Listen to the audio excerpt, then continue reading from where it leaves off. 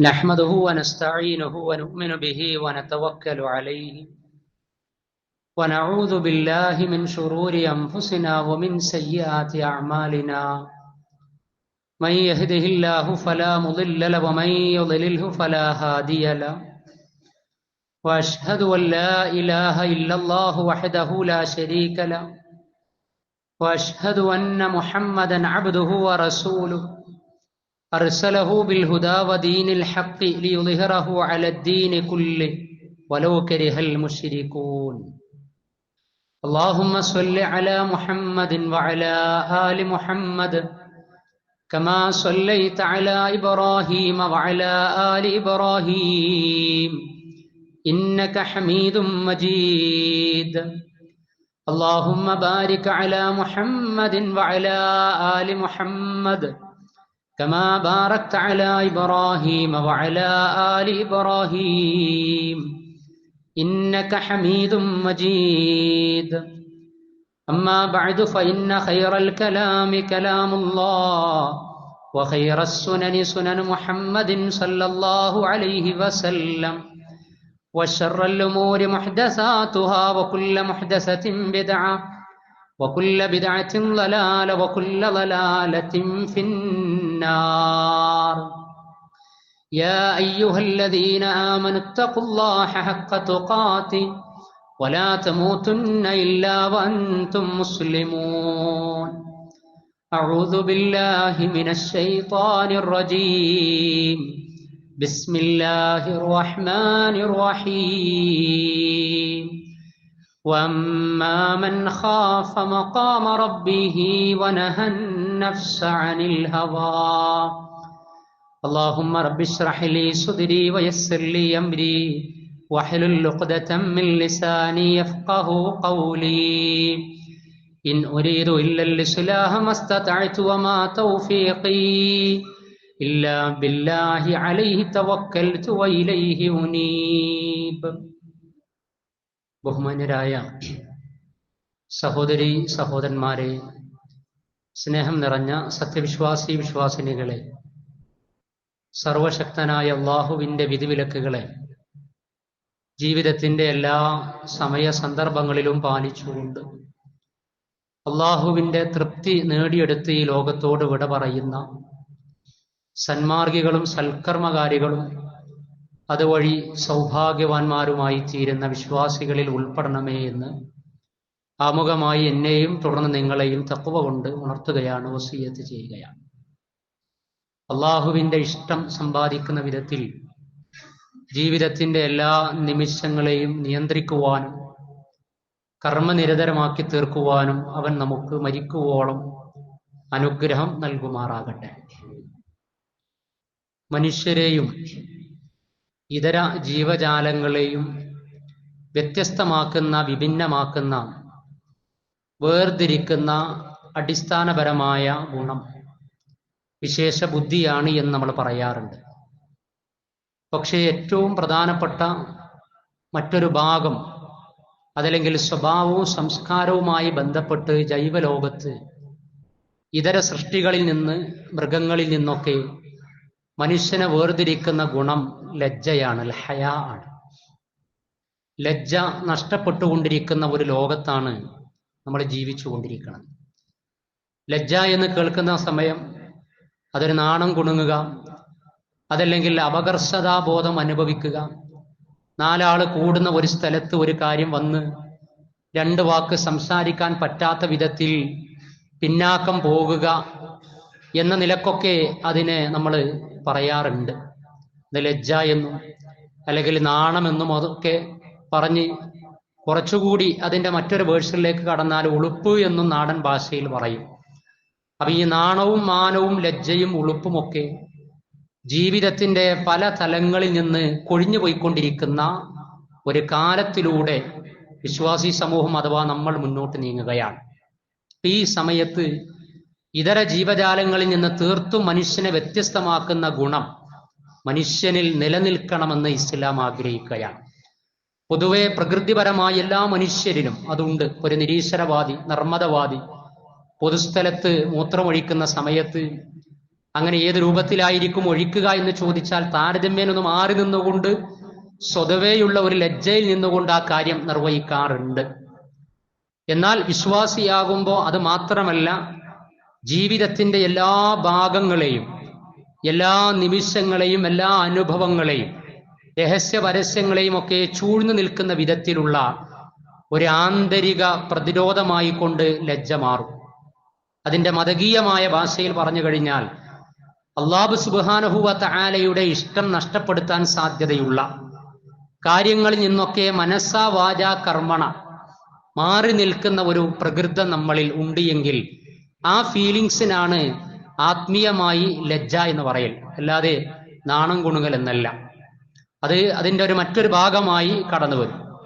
അഥവാ ഒരു മനുഷ്യന്റെ പ്രകൃതിക്ക് ചേരാത്ത എന്തെങ്കിലും സംസാരത്തിലോ നോട്ടത്തിലോ നടത്തത്തിലോ പെരുമാറ്റത്തിലോ സാമൂഹിക ഇടങ്ങളിലോ സാമൂഹിക മാധ്യമങ്ങളിലോ ജീവിക്കുന്ന ഏത് തുറകളിലാകട്ടെ നമ്മുടെ പ്രകൃതം, നമ്മുടെ പ്രകൃതിക്ക്, നമ്മുടെ വിശുദ്ധിക്ക്, നമ്മുടെ തസ്കിയത്തിന്, തറബിയത്തിന്, അഖ്ലാഖിന്, സ്വഭാവ സംസ്കാരത്തിന് അതിന്റെ മാറ്റ് നഷ്ടപ്പെടുത്തുന്ന എന്തെങ്കിലും ഒരു പ്രവണത വന്നു കഴിഞ്ഞാൽ അതിനെ വേർതിരിച്ച് മനസ്സിലാക്കാൻ കഴിയുന്ന ഒരു സ്വഭാവം, ഒരു ഗുണം, അതാണ് ഇസ്ലാമികമായി ലജ്ജ എന്നതുകൊണ്ട് വിവക്ഷിക്കപ്പെടുന്നത്. പ്രവാചകൻ സല്ലല്ലാഹു അലൈഹി വസല്ലം അവിടുത്തെ ഹദീസിലും അതേപോലെ തന്നെ വിശുദ്ധ ഖുർആനിന്റെ വ്യത്യസ്ത സൂക്തങ്ങളിലും ഈ ആശയവുമായി ബന്ധപ്പെട്ടുകൊണ്ടുള്ള പല മെസ്സേജുകളും കൈമാറിയിട്ടുണ്ട്. അബി മസ്ഊദിൻ ഖാല നബി സല്ലല്ലാഹു അലൈഹി വസല്ലം, പ്രവാചകൻ സല്ലല്ലാഹു അലൈഹി വസല്ലം പറഞ്ഞു, പ്രവാചകന്മാരുടെ പ്രബോധനമഖിലും മുന്നിൽ വെച്ചുകൊണ്ട് പ്രവാചകൻ അനുയായികൾക്ക് കൊടുക്കുന്ന ഒരു നിർദ്ദേശം, ഇന്ന മിമ്മാ അദ്റകൻ നാസ് മിൻ കലാമിൻ നുബുവ്വത്തിൽ ഊല ഇദാ ലം തസ്തഹി ഫസ്ന മാ ശിഅത. ഇന്ന മിമ്മാ അദ്റകൻ നാസ് മിൻ കലാമിൻ നുബുവ്വ, എല്ലാ പ്രവാചകന്മാരും പ്രബോധനം ചെയ്ത നുബുവത്തിൽ നിന്ന് അതാത് പ്രബോധിത സമൂഹം അതിപ്രധാനമായി കേട്ട സംസാരമാണ്, മെസ്സേജാണ്, സന്ദേശമാണ്. ഇദാ ലം തസ്തഹി, നിനക്ക് ലജ്ജയില്ല എങ്കിൽ, നാണമില്ല എങ്കിൽ, ഫസ്ന മാ ശിഅത, പിന്നെ നീ ഉദ്ദേശിക്കുന്ന വിധത്തിൽ തോന്നും പോലെ പ്രവർത്തിച്ചു കൊള്ളുക എന്ന്. അല്ലാത്തൊരു പ്രയോഗമാണ്. എല്ലാ പ്രവാചകന്മാരും പ്രബോധിത സമൂഹത്തെ അറിയിച്ചതാണ്. ഇത് തന്നെയാണ് പ്രവാചകൻ സല്ലല്ലാഹു അലൈഹി വസല്ലമയും അവിടുത്തെ ജീവിതത്തിന്റെ ഭാഗമാക്കി മാറ്റിയത്. ഹദീസുകളിൽ കാണാം, പ്രവാചകൻ ലജ്ജാശീലനായിരുന്നു. മണിയറയിൽ ഒരു കന്യക എത്രത്തോളം ലജ്ജാവതിയാകുന്നുവോ അതിനേക്കാളും ലജ്ജാശീലനായിരുന്നു പ്രവാചകൻ സല്ലല്ലാഹു അലൈഹി വസല്ലമ എന്നാണ് ഹദീസ്. മൂസാ നബി അലൈഹി സ്വലാത്തു വസ്സലാം ലജ്ജാശീലനായിരുന്നു എന്ന ഹദീസിൽ. അതേപോലെ തന്നെ ഇസ്ലാമിക ചരിത്രത്തിൽ വിശുദ്ധ ഖുർആനിൽ പ്രവാചകൻ സല്ലല്ലാഹു അലൈഹി വസല്ലമ ഈ സമൂഹത്തിന് പഠിപ്പിക്കുകയാണ് മൂസാ നബിയുടെ ചരിത്രം. അള്ളാഹുവിന്റെ കലാമിലൂടെ ഈജിപ്തിൽ നിന്ന് മദിയനിലേക്കെത്തി അവിടെ ഒരു കിണറിന്റെ ഓരത്ത് വെള്ളമെടുത്തുകൊണ്ടിരിക്കുകയാണ്. 2 സഹോദരിമാരെ മൂസാ നബി സഹായിച്ചു. പിന്നീട് അവർ തിരിച്ചു വരികയാണ്. അലസ്തിഹ്യാഇൻ എന്നാ പ്രയോഗിച്ചത് അവിടെ ഖുർആൻ. ആരായിരുന്നു ആ 2 പെൺമക്കൾ? ആ 2 സഹോദരിമാര് ശുഐബ് നബി അലൈഹി സ്വലാത്തു വസ്സലാമയുടെ മക്കളായിരുന്നു. കാരണം പിതാവ് നിങ്ങളെ വിളിക്കുന്നുണ്ട്, നിങ്ങൾക്കൊരു അജ്ർ നൽകാൻ, പ്രതിഫലം നൽകാൻ നിങ്ങളെ വിളിക്കുന്നുണ്ട് എന്ന അറിയിപ്പ് നൽകുന്നതിന് വേണ്ടി പിതാവിന്റെ നിർദ്ദേശം അനുസരിച്ച് അന്യ പുരുഷനായ മൂസാ നബി അലൈഹി സ്വലാത്തു വസ്സലാമയുടെ അടുക്കലേക്ക് ശുഐബ് നബി അലൈഹി സ്വലാത്തു വസ്സലാമയുടെ 2 പെൺമക്കൾ ചെല്ലുന്നതിനെ കുറിച്ച് വിശുദ്ധ ഖുർആൻ പ്രയോഗിച്ചത് അലസ്തിഹ്യാഇൻ, അവർ ലജ്ജയോടുകൂടിയായിരുന്നു പറയാം. അതൊക്കെ നൂറ്റാണ്ടുകളേതാ. അന്ന് മനുഷ്യനിൽ അന്തർലീനമായി കടന്ന ആത്മീയമായി ലഭിച്ചിട്ടുള്ള ആ ലജ്ജാശീലം പ്രവാചകന്മാരുടെ ചരിത്രത്തിൽ അവർ മക്കൾക്ക് കൊടുത്ത തർബിയത്തിൽ ഇത് മുന്നിൽ വെച്ച് നമ്മുടെ അവസ്ഥ എന്താ? അവരന്ന് ആ രൂപത്തിലാണ് എങ്കിൽ അന്നും ഇന്നും എന്നും മനുഷ്യന്റെ പ്രകൃതി മൃഗമായി തീരാൻ പാടില്ലല്ലോ. കാരണം മൃഗങ്ങളെ സംബന്ധിച്ചിടത്തോളം അവർക്ക് ഏത് കാലത്തായിരുന്നാലും മൃഗങ്ങൾക്ക് പ്രത്യേക ഡ്രസ് കോഡോ കാര്യങ്ങളോ ഒന്നുമില്ല. പോത്തും നായും സിംഹമൊക്കെ അന്നും അങ്ങനെ തന്നെയാണ്, ഇന്നും അങ്ങനെ തന്നെയാണ്.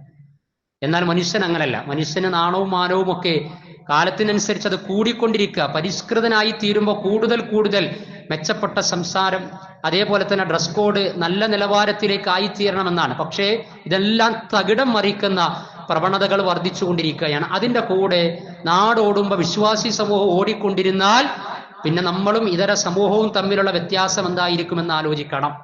നമ്മുടെ പെൺമക്കൾ, നമ്മുടെ സഹോദരിമാർ, നമ്മുടെ ഭാര്യമാര് അല്ലെ, മഴക്കാലത്ത് പുറത്തിറങ്ങിക്കൊണ്ട് റീൽസ് എടുത്തുകൊണ്ട് സോഷ്യൽ മീഡിയകളിൽ പോസ്റ്റ് ചെയ്യാൻ. ഏതാ പ്രായം? LP സ്കൂളല്ല, LKG അല്ല, UKG അല്ല. ഡ്രസ്സ് നനഞ്ഞിട്ടുണ്ട്, എന്ത് എവിടെ എങ്ങനെ മറക്കണം, ഏത് സമയത്ത് എങ്ങനെ പെരുമാറണം എന്ന കോലം ഇല്ലാതിരുന്നു കഴിഞ്ഞാൽ, ആ ഒരു ബോധനം നഷ്ടപ്പെട്ടു കഴിഞ്ഞാൽ ഫസ്നമാശയിത്ത, ലജ്ജല്ല, ഉളുപ്പില്ല എങ്കിൽ പൊതുസമൂഹത്തിന്റെ മുമ്പിൽ സോഷ്യൽ മീഡിയകളിൽ ലക്ഷക്കണക്കിന് ആളുകൾ കാണുന്നിടത്ത് എന്താകണം? ആളുകൾ പല കോലത്തിലായിരിക്കും. പ്രസവം വരെ ലൈവായിക്കൊണ്ടിരിക്കുകയാണ്. അങ്ങനെയാണല്ലോ കുടുംബം, ദാമ്പത്യം, സമൂഹം, ക്യാമ്പസ്, ഏതെടുത്ത് പരിശോധിച്ചു കഴിഞ്ഞാലും അങ്ങനെ വല്ലതും പറഞ്ഞു കഴിഞ്ഞാൽ 6-ാം നൂറ്റാണ്ട് അപരിഷ്കൃതം, സ്ത്രീകളുടെ സ്വാതന്ത്ര്യത്തിന് കൂച്ചുവിലങ്ങിടുക പല പുതിയ പദാവലികളിലൂടെ. പക്ഷെ എന്ത് വന്നാലും വലാ തകൂനു ഇമ്മഅ, നിങ്ങൾ കൂടികളാകാൻ പാടില്ല എന്നാണ്. നമ്മുടെ മക്കൾ, നമ്മുടെ സഹോദരിമാർ ശുഐബ് നബി അലൈഹി സ്വലാത്തു വസ്സലാമയുടെ പെൺമക്കളിൽ നിന്ന് പാഠം പഠിക്കേണ്ടവരാ. പ്രവാചകൻ സല്ലല്ലാഹു അലൈഹി വസല്ലം ഒരിക്കൽ വീട്ടിലിരിക്കുകയാണ്. ആ സമയത്ത് സിദ്ദീഖുൽ അക്ബർ കടന്നു വരികയാണ്. പ്രവാചകൻ അതേ ഇരുത്തം തന്നെ ഇരിക്കുകയാണ്. കാലിന്റെ കണങ്കാലിന്റെ ഭാഗത്തുനിന്ന് കുറച്ച് ഡ്രസ്സ് മേലോട്ട് വന്നിട്ടുണ്ട്, എന്നാൽ ഔറത്തിന്റെ അവിടേക്ക് എത്തിയിട്ടൊന്നുമില്ല. പക്ഷെ പ്രവാചകൻ അതേ ഇരുത്ത് അവിടെ ഇരുന്നു. അബൂബക്കർ സിദ്ദീഖ് റളിയല്ലാഹു അൻഹു വന്ന് ചോദിച്ചു, തിരിച്ചുപോയി. പിന്നെ ഉമർ റളിയല്ലാഹു അൻഹു വരിക. ഉമർ റളിയല്ലാഹു അൻഹു കടന്നു വന്നപ്പോഴും പ്രവാചകൻ അങ്ങനെ ഇരുന്നു, കാര്യങ്ങൾ സംസാരിച്ചു. അങ്ങനെ ഉമർ റളിയല്ലാഹു അൻഹു തിരിച്ചുപോയി. ഉസ്മാൻ ഇബ്നു അഫ്ഫാൻ റളിയല്ലാഹു അൻഹു കടന്നു വരികയാണ്. ഉസ്മാനാണ് അടുത്തത് വരുന്നത് എന്ന് മനസ്സിലായപ്പോൾ പ്രവാചകൻ അവിടുന്ന് എഴുന്നേറ്റ് ഡ്രസ്സൊക്കെ ഒന്നുകൂടി നന്നാക്കി. അങ്ങനെ ഉസ്മാൻ റളിയല്ലാഹു അൻഹു സംസാരിച്ചു, തിരിച്ചു പോകാൻ. ആയിഷ റളിയല്ലാഹു അൻഹ ഇത് കണ്ടു. ആയിഷ റളിയല്ലാഹു അൻഹ ചോദിച്ചു, അബൂബക്കർ റളിയല്ലാഹു, എന്റെ പിതാവ് വന്നു, താങ്കൾ അങ്ങനെ തന്നെ ഇരുന്ന കാര്യങ്ങളൊക്കെ പറഞ്ഞ് തിരിച്ചയച്ചു. ഉമർ റളിയല്ലാഹു അൻഹു വന്നപ്പോഴും അങ്ങനെ തന്നെയാണ്. പക്ഷേ ഉസ്മാൻ റളിയല്ലാഹു അൻഹു വന്ന സമയത്ത് താങ്കൾ ഒന്നുകൂടിയൊക്കെ ഒന്ന് ഡ്രസ്സൊക്കെ ലെവലാക്കിയിട്ടാണല്ലോ സംസാരിച്ചത് എന്ന് പറഞ്ഞപ്പോൾ ഉസ്മാൻ ഒരു മനുഷ്യനാണ്. ആ ഉസ്മാൻ റളിയല്ലാഹു അൻഹു മൃഗങ്ങൾ, പിന്നെ ഉസ്മാൻ റളിയല്ലാഹു അൻഹു മലക്കുകൾ പോലും ലജ്ജിക്കുന്ന വ്യക്തിത്വത്തിന്റെ ഉടമയാണ് ഉസ്മാൻ ഇബ്നു അഫ്ഫാൻ റളിയല്ലാഹു അൻഹു. ആ ഉസ്മാനിന്റെ മുമ്പിൽ ഞാനും ലജ്ജ കാണിക്കാൻ ഇഷ്ടപ്പെടുകയാണ് എന്ന് പറയാൻ ആലോചിക്കണം. ഇത്രത്തോളം പ്രവാചകൻ സല്ലല്ലാഹു അലൈഹി വസല്ലമ ശ്രദ്ധിച്ച ഒരു മേഖല ഈ ഉമ്മത്ത് ഏത് കോലത്തിലൊക്കെ ആക്കിക്കൊണ്ടിരിക്കുകയാണ്. വിവാഹം നടക്കുക, നിക്കാഹ് നടക്കുക, ഒരു പെണ്ണിന്റെ ഡ്രസ് കോഡ് എന്താ? മുഖവും മുൻകൈയും ഒഴിച്ച് എല്ലാ ഭാഗങ്ങളും മറക്കണം എന്നത് നിക്കാഹിന്റെ 5 മണിക്കൂർ, 4 മണിക്കൂർ, 3 മണിക്കൂർ ഓഡിറ്റോറിയത്തിൽ ഇരിക്കുന്ന സമയത്ത് അന്യ ആളുകളും എല്ലാവരും കാണുന്ന കാഴ്ചയിൽ ഏതെങ്കിലും രൂപത്തിൽ ഭേദഗതി വരുത്തിയിട്ടുണ്ടോ? ഇല്ല. എന്നാൽ ഈ ഉമ്മത്ത് ഭേദഗതി വരുത്തി ആർക്ക് വേണ്ടിയാ? പിതാവ് പൈസ കൊടുക്കുകയാണ്, ലക്ഷക്കണക്കിന് രൂപ, ഷൂട്ടൗട്ട് നടക്കുകയാണ്. എവിടെയാണ്? അന്യപുരുഷനാണ് ക്യാമറ എടുക്കുന്നത്. സിനിമാ ഷൂട്ടിങ്ങിനെ വെല്ലുന്ന രൂപത്തിലുള്ള ഷൂട്ടൗട്ട് ചില സമയത്ത് ഉറപ്പിച്ചിട്ടുണ്ടാവുള്ളൂ, നിക്കാഹ് പോലും കഴിഞ്ഞിട്ടുണ്ടാകൂല. അതിന്റെ മുമ്പ് തന്നെ ഈ വക കാര്യങ്ങളൊക്കെ തുടങ്ങി, ഫോട്ടോയും കാര്യങ്ങളും ഒക്കെയായി. നിക്കാഹ് കഴിഞ്ഞ് കല്യാണം കഴിഞ്ഞാൽ പിന്നെ അങ്ങനെ ലക്ഷങ്ങൾ ചെലവഴിച്ചുകൊണ്ട് പിന്നെ ഏത് രൂപത്തിലും എവിടെയും ചെന്ന് ആരുടെ മുമ്പിലും എങ്ങനെയുമാകാം. മണിയറയിലുള്ള പോസുകളടക്കം പ്രത്യക്ഷമായി ലോണുകളിൽ, പുൽമേടുകളിൽ, അതല്ലെങ്കിൽ ഏതെങ്കിലും ടൂറ്, വിനോദം എന്നൊക്കെ പറഞ്ഞ് എവിടേക്കെങ്കിലൊക്കെ ചെന്ന് എന്തുമാകാം അതിനെ വീഡിയോയായി, അതല്ലെങ്കിൽ അതിനെ ഫോട്ടോ ആയി, പിന്നെ അതിനെ പ്രത്യേക സ്പെഷ്യൽ വീഡിയോകളാക്കി വ്യത്യസ്ത ഗ്രൂപ്പുകളിലൂടെ പ്രചരിപ്പിച്ചു കൊണ്ടിരിക്കുകയാണ്. ഇതിനൊക്കെ ആരാ പൈസ കൊടുക്കുന്നത്? പിതാവോ പൈസ കൊടുക്കണം. അതേപോലെ തന്നെ കുട്ടികൾക്കിടക്ക് ഉണ്ടായിക്കൊണ്ടിരിക്കുന്ന അവർക്ക് നമ്മൾ കുട്ടികൾക്ക് തർബിയത്ത് കൊടുക്കണം. അവര് ബസ്സിൽ എങ്ങനെ, ബസ് സ്റ്റോപ്പിൽ എങ്ങനെ, വീട്ടിലെങ്ങനെ, അങ്ങാടിയിൽ എങ്ങനെ, സോഷ്യൽ മീഡിയയിൽ എങ്ങനെ. ഈ അടുത്ത് തൊപ്പി എന്ന് പറയുന്ന ഒരുത്തുണ്ടായിരുന്നു. അവന്റെ പരിപാടി എന്താ? അവന് പല സ്ഥാപനത്തിന്റെ ഉദ്ഘാടനത്തിന് കാരണം വിളിച്ചിരുന്നു. അവൻ തെറി പറയാന്നുള്ളതാണ്. തെറി പറയാം. നമ്മളൊക്കെ മറന്നുപോയി. ഒരു സംഗതി വരുമ്പോൾ അടുത്ത സംഗതി ഇങ്ങനെ മറക്കുകയാണ്. കാരണം ഇത് നിമിഷം, മണിക്കൂറുകൾ എന്ന നിലക്കാണ് കാര്യങ്ങൾ ഇങ്ങനെ മാറിക്കൊണ്ടേ ഇരിക്കുന്നത്. അപ്പൊ ഒന്ന് വന്നാൽ അടുത്തത് മറന്നുപോകും. അങ്ങനെയാ. തൊപ്പി വളാഞ്ചേരിയിൽ വന്ന് അവിടെ ബ്ലോക്കായി. ലാസ്റ്റ് പോലീസൊക്കെ വന്ന് ഇടപെട്ട് ഇവന്റെ പരിപാടി പ്രത്യേക തരം തെറികൾ അങ്ങനെ പറയാ. പേര് മുസ്ലിം നാമധാരിയാ. എവിടുന്ന് അവൻ വരുന്നത്? എന്താ പഠിച്ചത്? നമ്മുടെ കൾച്ചർ എന്താ? എല്ലാ മതത്തിനും ഖാല റസൂലുള്ളാഹി സ്വല്ലല്ലാഹു അലൈഹി വസല്ലം ഇന്ന ലികുല്ലി ദീനിൻ ഖുലുഖ, ഓരോ മതത്തിനും അതിൻ്റെതായ സ്വഭാവ സംസ്കാരങ്ങളുണ്ട്. വഖുലുഖുൽ ഇസ്ലാമി അൽ ഹയാ, ഇസ്ലാമിന്റെ സ്വഭാവം എന്ന് പറയുന്നത് ലജ്ജയാണെന്നാണ്. ലജ്ജ, മാന്യത ഉണ്ടാകണം. രഹസ്യത്തിലായാലും പരസ്യത്തിലായാലും അങ്ങാടിയിലായാലും അരങ്ങത്തായാലും എവിടെയായിരുന്നാലും ലജ്ജയുണ്ടാകണമെന്ന് പറയാ. കാരണം അതൊരാളുടെ ഈമാനിന്റെ തെളിവാണ്. അൻ ഖുറത്ത് ബിൻ ഇയാസ് റളിയല്ലാഹു അൻഹു ഖാൽ കുന്ന ഇൻദ നബി സല്ലല്ലാഹു അലൈഹി വസല്ലം ഫദുകിറ ഇൻദഹുൽ ഹയാ, ലജ്ജയെ കുറിച്ച് പറയപ്പെട്ടു. ഫഖാലു യാ റസൂലല്ലാഹ്, അല്ലാഹുവിന്റെ ദൂതരെ, ലജ്ജക്ക് ദീനുമായി ബന്ധമുണ്ടോ? അൽ ഹയാഉ മിനദ്ദീൻ, ദീനിൽപ്പെട്ടതാണോ? കുറവുള്ളവനായി തീരുക, ലജ്ജ കാണിക്കുക, നാണം കാണിക്കുക എന്നത്. ഫഖാല റസൂലുള്ളാഹി സ്വല്ലല്ലാഹു അലൈഹി വസല്ലം ബൽ ഹുവദ്ദീനു കുല്ലുഹു, ഒരാളിൽ ലജ്ജയുണ്ട് എന്ന് പറഞ്ഞാൽ അത് മുഴുവൻ, ലജ്ജ മുഴുവൻ ദീനാകുന്നു. ഖാല നബി സ്വല്ലല്ലാഹു അലൈഹി വസല്ലം അൽ ഹയാഉ മിനൽ ഈമാൻ, ലജ്ജ വിശ്വാസത്തിൽപ്പെട്ടതാണ് എന്ന്. ഒരു ലജ്ജ ഗുണമുണ്ടെങ്കിൽ അത് വിശ്വാസത്തിൽപ്പെട്ടതാണ്. ഈ ജാതി തൊപ്പിയും കുപ്പിയൊക്കെ വന്നിട്ട് ഈ ഉമ്മത്തിനെ പരിഹാസ്യമാക്കിക്കൊണ്ടിരിക്കുക. എന്നിട്ട് അവൻ ചെയ്യുന്ന ഒരു വീഡിയോ ഉണ്ട്, ഗുഹ്യസ്ഥാനത്തേക്ക് ഭക്ഷണം കംപ്ലീറ്റ് എന്ത് ചെയ്യുക, അതാണ് അവന്റെ റീൽസ്. റീൽസ് ഗുഹ്യസ്ഥാനത്തേക്ക് ഭക്ഷണം കംപ്ലീറ്റ്, ഭക്ഷണ മര്യാദയുമായി ഈ ദീനെ പഠിപ്പിച്ചത്ര ഏതെങ്കിലും ഒരു മതം പഠിപ്പിച്ചിട്ടുണ്ടോ? ഒരു വറ്റ് പോലും നിങ്ങൾ നിലത്തേക്ക് ഇടരുത്, അത് പിശാചിന് നിങ്ങൾ കൊടുക്കരുത്, കഴുകിയിട്ടാൽ അത് കഴിക്കണം, നിങ്ങൾ പുറത്തേക്ക് നഷ്ടപ്പെടുത്തിയ ആ വറ്റിലായിരിക്കും ബറക്കത്തുണ്ടാകുക എന്ന് പഠിപ്പിക്കപ്പെട്ട ഈ ഉമ്മത്തിലെ ഒരംഗം എങ്ങനെയാണ് അങ്ങനെ ചെയ്യാൻ സാധിക്കുക? ആലോചിക്കും. അത് കാണുമ്പോഴൊക്കെ നമുക്ക് തോന്നുന്നത് എന്താ, ഗസയിലൊക്കെ ഇന്നലെ വന്ന റിപ്പോർട്ട് എന്താ, പട്ടിണി മാത്രം കിടന്ന്, ഭക്ഷണം നിഷേധിക്കപ്പെട്ട് പട്ടിണി കിടന്ന് 100-ലധികം ആളുകൾ മരിച്ചു കഴിഞ്ഞു. മിസൈലും അതേപോലെ തന്നെ അറ്റാക്ക് കൊണ്ട് മരിക്കുന്ന ആളുകളുടെ ദിനം വായിക്കുക. അതിലിടക്ക് ഭക്ഷണം കിട്ടാതെ, മുലപ്പാല് കിട്ടാതെ മരിച്ച ഒരു കുഞ്ഞിനെ കയ്യിലേന്തിയിട്ട് ഒരു ഉമ്മ നിൽക്കുന്ന ഒരു രംഗമുണ്ട്, നെഞ്ചു പൊട്ടിപ്പോവും. പാല് കൊടുക്കാനില്ല, കാരണം ഭക്ഷണം കഴിച്ചിട്ടില്ല ഉമ്മ, അതുകൊണ്ട് തന്നെ പാല് കൊടുക്കാനില്ല. പാല് ചുരത്താത്തത് കൊണ്ട് 35 ദിവസം പ്രായമായ കുഞ്ഞ് മരിക്കുക. 100-ലധികം ആളുകൾ മരണപ്പെട്ടതിൽ പട്ടിണി കിടന്ന് മരിച്ചവരിൽ 80-ലധികം കുഞ്ഞുങ്ങളാണ്. ഇതാ ലോകത്ത് നടന്നുകൊണ്ടിരിക്കുന്നത്. അപ്പൊ നമ്മൾ കാട്ടിക്കൂട്ടിക്കൊണ്ടിരിക്കുന്നത് ഭക്ഷണത്തിന്റെ വിഷയത്തിൽ, ഭക്ഷണമാമ്പാങ്കം, നിക്കാഹ്, കാര്യങ്ങൾ, അതല്ലാത്ത ഫംഗ്ഷനുകൾ എന്ന് പറഞ്ഞാൽ ലജ്ജല്ലെങ്കിൽ, അതാ പ്രവാചകൻ പറഞ്ഞത്, ലജ്ജല്ലെങ്കിൽ ഇസ്ലാമാ ചെയ്ത, പിന്നെ തോന്നിയ പോലെ നിനക്ക് എന്തും ചെയ്യാം നിലക്കെത്തുക. അപ്പോ കാര്യവും ലോകവും കാലൊക്കെ മാറിക്കൊണ്ടിരിക്കും. പക്ഷെ നമുക്ക് നമ്മുടെ ആശയം, ആദർശം, കൾച്ചർ, സംസ്കാരം തീർച്ചയായും ഇന്നൽ ഹയാ ശുഅബത്തുൻ മിനൽ ഈമാൻ, തീർച്ചയായും ലജ്ജ ശുഅബത്തുൻ മിനൽ ഈമാൻ, ഈമാനിലെ വളരെ പ്രധാനപ്പെട്ട ഭാഗമാകുന്നു. എത്ര ഹദീസുകൾ ബുഖാരി, മുസ്ലിമും തിർമിദിയും ഒക്കെ അദബുൽ മുഫ്രദിലും അടക്കം വ്യത്യസ്ത ഹദീസ് ഗ്രന്ഥങ്ങളിലൂടെ റിപ്പോർട്ട് ചെയ്യപ്പെട്ട വലിയൊരു വിഷയം ആണ് ലജ്ജാശീലം എന്ന് പറഞ്ഞാൽ. നിരവധി ഹദീസുകൾ. ഇമാത്തത്തുൽ അദാനി ത്വരീഖ്, വിശ്വാസത്തിന് 60-ലധികം ശാഖകൾ, 70-ലധികം ശാഖകളുണ്ട്. അതിൽപ്പെട്ട ഒന്ന് വഴിയിൽ നിന്ന് ഉപദ്രവങ്ങൾ നീക്കുക. പിന്നെ ശുഅബത്തുൻ മിനൽ ഈമാൻ, വിശ്വാസത്തിന്റെ ഭാഗമാണ് ലജ്ജ എന്ന് പറയാ. ഒരിക്കലൊരു അൻസാരി അങ്ങനെ നടന്നു നീങ്ങ, അൻ അബ്ദില്ല അന്ന റസൂലുള്ളാഹി സ്വല്ലല്ലാഹു അലൈഹി വസല്ലം മർറ അലാ റജുലിൻ മിനൽ അൻസാർ, അൻസാരിയിൽപ്പെട്ട ഒരാളുടെ അടുത്തുകൂടി പ്രവാചകൻ അങ്ങനെ പോയി. അപ്പൊ ഈ അൻസാരി വേറൊരുത്തനെ ഉപദേശിക്കുക. നമ്മൾ അങ്ങനെയാണല്ലോ, എന്താ ഉപദേശിക്കണത്, എന്തിനാ ഇങ്ങനെ ലജ്ജ കാണിക്കണം, എന്തിനാ ഇങ്ങനെ കുറവ് കാണിക്കണത് എന്നൊക്കെ പറഞ്ഞ് ലജ്ജന്റെ വോൾട്ടേജ് ഒന്ന് കുറക്കാൻ വേണ്ടിയിട്ട് ഒരു ഉപദേശം കൊടുക്കുക. നന്മയിലായിരിക്കും, പക്ഷെ എന്നിട്ട് പോലും പ്രവാചകൻ സല്ലല്ലാഹു അലൈഹി വസല്ലം ഈ ഉപദേശം കൊടുക്കുന്ന അൻസാരിയായിട്ടുള്ള സഹോദരനോട് പറയാ, ഫഖാല റസൂലുള്ളാഹി സ്വല്ലല്ലാഹു അലൈഹി വസല്ലം ദഅഹു ഫഇന്നൽ ഹയാഅ മിനൽ ഈമാൻ, ഫഇന്നൽ ഹയാഅ, തീർച്ചയായും ലജ്ജാശീലം എന്ന് പറയുന്നത് മിനൽ ഈമാൻ, അത് വിശ്വാസത്തിൽപ്പെട്ടതാണ്. ദഅഹു, നീ അവനെ ഒഴിവാക്ക്. മതി കൊടുത്ത ഉപദേശം, അവനിൽ ആ ലജ്ജാശീലം നിലനിൽക്കട്ടെ, എന്തിനാണ് നീ അത് കുറക്കുന്നത് എന്ന അർത്ഥത്തിൽ പ്രവാചകനെ ഉപദേശിക്കുന്നവന് ഒരു മെസ്സേജ് പ്രവാചകൻ സല്ലല്ലാഹു അലൈഹി വസല്ലം കൊടുക്കുകയാണ്, അവനെ നീ വിട്ടേക്ക് എന്ന് പറയാണ്. അനീബിൻ ഉമറ ഖാൽ ഇന്നൽ ഹയാഅ വൽ ഈമാൻ, വിശ്വാസവും ലജ്ജയും ഖുരിനാ ജമീഅൻ, പരസ്പരം ബന്ധിക്കപ്പെട്ടതാണ്, പരസ്പര പൂരകങ്ങളാണ്. ഫൈദാ റുഫിഅ അഹദുഹുമാ, അവയിൽ ഏതെങ്കിലും ഒന്ന് ഉയർത്തപ്പെട്ട് കഴിഞ്ഞാൽ റുഫിഅൽ ആഖർ, മറ്റൊന്നില്ലാതാകുന്നു. അഥവാ ലജ്ജയും ഈമാനും പരസ്പര പൂരകാണ്, ഇരട്ടകളാണ്. ഒരാൾ ലജ്ജ ഇല്ലാതായാൽ അവനിൽ ഈമാൻ ഇല്ലാതാകും. ഉദാഹരണം പറയേണ്ട ആവശ്യമില്ലല്ലോ. ഈമാൻ ഇല്ലാതായാലോ അവനിൽ ലജ്ജ ഇല്ലാതാകും. പിന്നെ അവൻ മൃഗമായിട്ട് മാറുന്നതാണ്. മൃഗവും അല്ല, മൃഗത്തിന്റെ അങ്ങേപ്പുറായിത്തീരും. ഇപ്പൊ ഇന്ന് നടന്നുകൊണ്ടിരിക്കുന്ന, വായിക്കുന്ന ധർമ്മശാല, ലൈംഗിക അരാജകത്വങ്ങൾ, ആഭാസങ്ങൾ, ചുംബന സമരം, ബത്തക്കാ സമരം, എന്തു ആകാം, നിങ്ങൾ എന്തു ആകും, എന്തും ചെയ്യും എന്നുള്ള രൂപത്തിലേക്ക് അങ്ങനെ പോകും. മൃഗങ്ങൾ ഒരിക്കലും ചത്ത മൃഗത്തെ ഭോഗിക്കാറില്ല. എന്നാൽ മനുഷ്യൻ എന്ത് ചെയ്യും? മനുഷ്യൻ ശവശരീരത്തെ ഭോഗിച്ചിട്ടുണ്ട്. ശുദ്ധ ഖുർആൻ 7-ാം അധ്യായം സൂറത്തുൽ അറാഫ് 179-ാം സൂക്തം, ഉലൈക കൽ അൻആം, അവർ കന്നുകാലികളെ പോലെയാണ് എന്ന് പറഞ്ഞെങ്ങാൻ അവസാനിപ്പിച്ചിരുന്നു എങ്കിൽ ഖുർആൻ കാലത്തോട് സംവദിക്കാത്ത ആശയമായി മാറുമായിരുന്നു. പക്ഷേ അതിനുശേഷം ബൽഹും അളല്ല്, മനുഷ്യൻ അതിനേക്കാൾ അതപ്പതിച്ചവരാണ്, അതിനേക്കാൾ അതപ്പതിച്ചവരാണ്. മനുഷ്യൻ അങ്ങനെയാ. ഇന്നലെ കണ്ടില്ലേ, UP എന്നുള്ള റിപ്പോർട്ടിൽ സ്ത്രീധനം നൽകാത്തതിന്റെ പേരിൽ 3 മാസം പ്രായമായ കുഞ്ഞിനെ തല തിരിച്ചു പിടിച്ചിട്ട് ഇങ്ങനെ നടക്കുക. കാരണം എന്താ? അപ്പം പറഞ്ഞത് സ്ത്രീധനം കിട്ടിയില്ല. തല തിരിച്ചു പിടിച്ചിട്ട് നടക്കുക, പീഡിപ്പിക്കുക, പ്രയാസപ്പെടുത്തുക. അപ്പൊ എന്തൊക്കെ വന്നുകൊണ്ടിരിക്കുന്ന ന്യൂസുകൾ.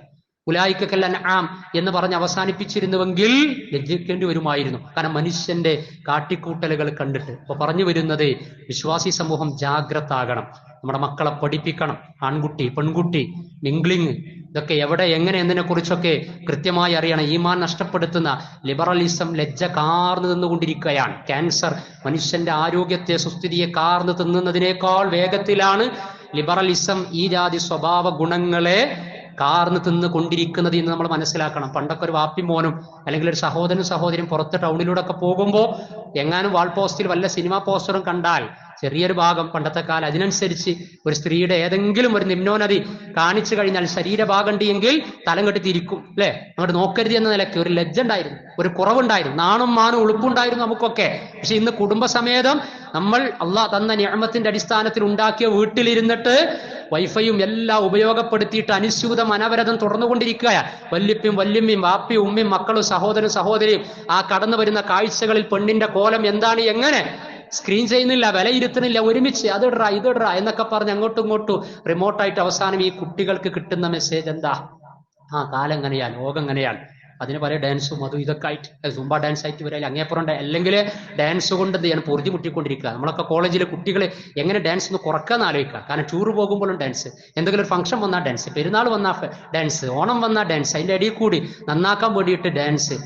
ലോകത്തെ ചികിത്സിക്കാന്നല്ലാതെ ഒരു ചെപ്പടി വിദ്യകൾ കൊണ്ടൊന്നും ലഹരി അവസാനിക്കൂല. 26 ബാറിൽ നിന്ന് 900ഓളം ബാറ് 9 കൊല്ലം കൊണ്ട് തുറന്നു കൊടുത്തിട്ട് ലഹരി ഇല്ലാതാക്കാൻ വേണ്ടിയിട്ട് അപക്വമായ പ്രായത്തിലുള്ള കുട്ടികളെ കൊണ്ട് തുള്ളിച്ചു കഴിഞ്ഞാൽ ഇവിടെ ലഹരി മുക്തമാകുമെന്നൊക്കെ വിചാരിക്കുന്നത് ബുദ്ധികളുടെ സ്വർഗത്തിലാണ്. കാരണത്തെ ചികിത്സിക്കുക പറയുന്നത് ഇങ്ങനെ പലതും വരും, പല സംവിധാനങ്ങളിലൂടെ പലതും വരും. പക്ഷേ നമുക്ക് വിശുദ്ധ ഖുർആനിൽ ഓതി വെച്ചതുപോലെ സൂറത്തു നാസിആത്ത് വഅമ്മാ മൻ ഖാഫ മഖാമ റബ്ബിഹി വനഹൻ നഫ്സ അനിൽ ഹവാ വഅമ്മാമൻ യാതൊരുവൻ ഖാഫ മഖാമ റബ്ബി പടച്ച റബ്ബിന്റെ സ്ഥാനത്തെ മഖാമിന് അവന് ലജ്ജ ഉണ്ടാകാൻ, കുറവുണ്ടാകാൻ എന്താ ചെയ്യുക എന്ന് ചോദിച്ചാൽ 4 കാര്യം ഉണ്ടാകണം. 4 കാര്യങ്ങൾ. അതിലൊന്ന്, പടച്ച റബ്ബിന്റെ സ്ഥാനത്തെ ഭയപ്പെട്ട് കഴിഞ്ഞാൽ നമ്മൾ ലജ്ജാശീലരാകും. കാരണം ഒരു കാര്യം ചെയ്യുമ്പോൾ ആര് കാണുന്നില്ലെങ്കിലും ഇന്നല്ലാഹ അലൈക്കും റഖീബ്, അല്ല നിങ്ങളിൽ നിരീക്ഷകനാണ്, അല്ല കാണുന്നുണ്ട്, ഞാൻ അത് ചെയ്യാൻ പാടില്ല. ഈ ഒരു ചിന്ത നമ്മളിലും മക്കളിലും ഉണ്ടാക്കിയെടുക്കണം. അള്ളാഹു കാണുന്നുണ്ട്, അള്ളാഹു അറിയുന്നുണ്ട് എന്ന നിലക്ക് തിന്മയിൽ നിന്ന് മാറി നിൽക്കാൻ കഴിയണം. രണ്ടാമത്തേത്, മലക്കുകൾ കൂടെ ഉണ്ട്. മലക്കുകളുടെ പ്രാർത്ഥന ലഭിക്കുന്ന വിഷയം നമ്മൾ ചർച്ച ചെയ്ത സമയത്ത് മലക്കുകൾ നിങ്ങളുടെ കൂടെയുണ്ട്, അതുകൊണ്ട് നിങ്ങൾ ലജ്ജിക്കുന്നവരാകണം തിന്മ ചെയ്യുന്ന സമയത്ത് എന്ന ഹദീസ് ഉദ്ധരിച്ചിരുന്നു. അഥവാ മലക്കുകൾ വഇന്ന അലൈക്കും ലഹാഫിളീൻ, നിങ്ങളിൽ ചില സംരക്ഷകരുണ്ട്, കിറാമൻ കാത്തിബീൻ, അവർ എഴുതിക്കൊണ്ടിരിക്കുന്നവരാണ്. അപ്പൊ നമ്മൾ എന്ത് ചെയ്താലും രേഖപ്പെടുത്തപ്പെടുന്നുണ്ട് എന്ന വിശ്വാസത്തിൽ നിന്ന്, മലക്കുകളിലുള്ള വിശ്വാസം തിന്മയിൽ നിന്ന് മാറി നിൽക്കാൻ നമ്മെ ലജ്ജയിലേക്ക് നയിക്കണം. അതേപോലെ തന്നെ മൂന്നാമത്തേത് നമ്മുടെ മനസാക്ഷി. അങ്ങനെ ഉണ്ടല്ലോ, അതാണ് അൽ ഹയാഉ മിനൻ നഫ്സ്, സ്വന്തം മനസാക്ഷി. ആരിത് കണ്ടില്ലേ, ഞാനിത് ചെയ്യാൻ പാടില്ല, ഞാനത് കാണാൻ പാടില്ല, ഞാൻ അങ്ങോട്ട് നോക്കാൻ പാടില്ല, ഞാൻ അങ്ങനെ ഇടപഴകാൻ പാടില്ല, ഞാൻ അവിടെ കൂടാൻ പാടില്ല, അത് വെക്കാൻ പാടില്ല, കുടിക്കാൻ പാടില്ല, കൊടുക്കാൻ പാടില്ല, ഞാൻ വരുന്ന കുടുംബം, ഞാൻ ഉയർത്തിപ്പിടിക്കുന്ന ആദർശം, എന്റെ ഇസ്ലാമിയത്ത് എന്ന നിലക്ക് മനസാക്ഷിയിൽ നിന്ന് വരുന്നൊരു ചിന്ത ഉണ്ട്. നാലാമത്തേത് ഏറ്റവും ബേസിക്, ഇതുപോലും ഇല്ലാതായാൽ നേരത്തെ പറഞ്ഞ എല്ലാ സംഗതികളും തുടരും.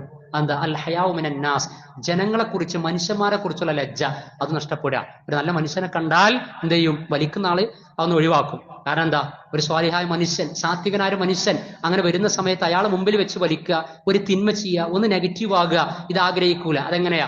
മനുഷ്യന്മാരിൽ നിന്ന്, മനുഷ്യന്മാരെ പേടിച്ചിട്ട്, പടപ്പുകളെ പേടിച്ച് ചില തിന്മകളിൽ നിന്നൊക്കെ മാറി നിൽക്കലുണ്ട്. ഇത് പടച്ചറബിനെയും പടപ്പുകളെയും പേടിക്കാത്ത പരിതസ്ഥിതിയിലേക്ക് പോയിക്കൊണ്ടിരിക്കുമ്പോ ഈ വിഷയം പ്രസക്തമാണ്. നമ്മുടെ കുടുംബജീവിതത്തിൽ, മക്കളുടെ തർബിയത്തിൽ തീർച്ചയായും കൊണ്ടുവരേണ്ട കാര്യമാണ്, വിശ്വാസത്തിന്റെ ഭാഗമാണ്. അല്ലാഹു സുബ്ഹാനഹു വ തആല ലജ്ജാശീലമുള്ള, തർബിയത്തും തസ്കിയത്തുമുള്ള, സംസ്കാര സമ്പന്നതയുള്ള സ്വഭാവ മഹിമ നിലനിർത്തുവാനുള്ള തൗഫീക്ക് അവൻ നമുക്കും നമ്മുടെ മക്കൾക്കും ഇണകൾക്കും ഇസ്ലാമിക ഉമ്മത്തിനും നൽകുമാറാകട്ടെ.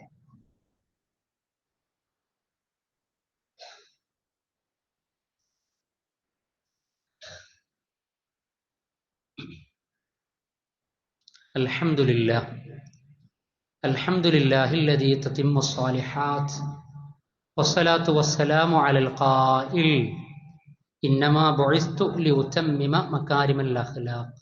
സ്നേഹം നിറഞ്ഞ സഹോദരി സഹോദരന്മാരെ, സത്യവിശ്വാസികളെ, അള്ളാഹുവിൻ്റെ കൽപ്പനകൾ, വിധിവിലക്കുകൾ ജീവിതത്തിൻ്റെ എല്ലാ നിമിഷങ്ങളിലും സമയ സന്ദർഭങ്ങളിലും പാലിച്ചുകൊണ്ട് തഖ്വ നഷ്ടപ്പെടാതെ ജീവിക്കുന്ന മുത്തഖീങ്ങളും മുവഹിദുകളും മുതവക്കിലീങ്ങളുമായ മുസ്ലിമീങ്ങളിൽ ഉൾപ്പെടണമേ എന്ന് രണ്ടാമതൊരിക്കൽ കൂടി എന്നെയും നിങ്ങളെയും ഉണർത്തുകയാണ്. അള്ളാഹു നമ്മെ അനുഗ്രഹിക്കുമാറാകട്ടെ.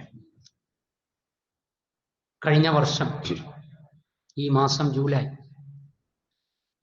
30 അനുബന്ധം സംഭവിച്ച മഹാദുരന്തം വയനാട് ജില്ലയിലെ മുണ്ടക്കൈ ചൂരൽമല പ്രദേശത്ത് ഉരുൾപൊട്ടൽ സംഭവിച്ചു. 298 ആളുകൾ മരണപ്പെട്ടു, കണക്കനുസരിച്ച് ഔദ്യോഗിക. അതിൽ തന്നെ പല ആളുകളുടെയും ശരീരഭാഗങ്ങൾ ഇതേവരെ കിട്ടിയിട്ടില്ല. 150ഓളം ആളുകൾക്ക് വലിയ പരിക്കേറ്റു. 400-ലധികം കുടുംബങ്ങളുടെ കിടപ്പാടങ്ങൾ നഷ്ടപ്പെട്ടു. 10-70-ലധികം വ്യാപാര സ്ഥാപനങ്ങൾ തകർന്ന് തരിപ്പണമായി, ഒന്നുമല്ലാതായി. അങ്ങനെ അവർ ജീവിതത്തിലേക്ക് മെല്ലെ മെല്ലെ തിരിച്ചു വരികയാണ്. അല്ലാഹു സുബ്ഹാനഹു വ തആല അവർക്ക് അതിജീവനം നൽകുമാറാകട്ടെ. ഈ ഒരു വർഷം എല്ലാം നഷ്ടപ്പെട്ടവരെ സംബന്ധിച്ചിടത്തോളം ഇതിൽ നിന്നൊരു സഹോദരൻ പങ്കുവെക്കുന്നത് വായിക്കാനിടയായി. അദ്ദേഹത്തിന്റെ ഭാര്യയും 2 മക്കളും ഉമ്മയും പെങ്ങളും അടക്കം ഉരുൾപൊട്ടൽ ഒലിച്ചു. ആ സഹോദരൻ കൊടുവള്ളിയിൽ ജോലി സ്ഥലത്തായിരുന്നത് കൊണ്ടൊന്നും സംഭവിച്ചില്ല എന്നാണ്. അദ്ദേഹത്തിന്റെ ഭാര്യയും അതേപോലെ തന്നെ ഉമ്മയും സഹോദരിയും 2 മക്കളും എല്ലാവരും നഷ്ടപ്പെട്ടു. ഇങ്ങനെ പലതും നഷ്ടപ്പെട്ട, എല്ലാ സ്വപ്നങ്ങളും ഒരു രാവ് കൊണ്ട് ഒന്നുമല്ലാതായ, 12 മണിക്ക് ഉരുൾപൊട്ടി, 2 മണിക്ക് രണ്ടാമതും പൊട്ടി. പിറ്റേന്ന് പ്രഭാതത്തിൽ ഒരുപാട് കാര്യങ്ങൾ നിർവഹിക്കേണ്ടവർ പിന്നെ ഒന്നുമല്ലാതായി മണ്ണിലേക്ക് മടങ്ങിയിട്ടുള്ള കാഴ്ച നമ്മുടെ മനസ്സിലുണ്ട്. അതിൽ നിന്ന് സംസ്കരണവും അതേപോലെ ജീവിതത്തിന്റെ നൈമിഷികതയും തിരിച്ചറിഞ്ഞവരാണ്. ഈ സമയത്ത് അവർക്ക് വേണ്ടിയുള്ള പ്രാർത്ഥന അല്ലാഹു സുബ്ഹാനഹു വ തആല മഗ്ഫിറത്ത് മരണപ്പെട്ടവർക്ക് പ്രദാനം ചെയ്യുമാറാകട്ടെ. ശേഷിക്കുന്ന ആളുകൾക്ക് അവർ ജീവിതത്തിൽ സ്ഥിരതയോടെ ശുഭാപ്തി വിശ്വാസത്തോടെ നിലക്കൊണ്ടവരാണ്. ഉള്ളതുമായിട്ട് ജീവിതത്തിലേക്ക് മെല്ലെ മെല്ലെ പിച്ച വെച്ച് തിരിച്ചു വരികയാണ്. അല്ലാഹു അനുഗ്രഹം ചൊരിയുമാറാകട്ടെ. ഇനിയും അവർക്ക് പലർക്കും ലഭിക്കേണ്ടതൊന്നും ലഭിച്ചിട്ടില്ല. സർക്കാർ സംവിധാനങ്ങൾ ആ വിഷയത്തിലും നീതി പാലിക്കേണ്ടതുണ്ട്.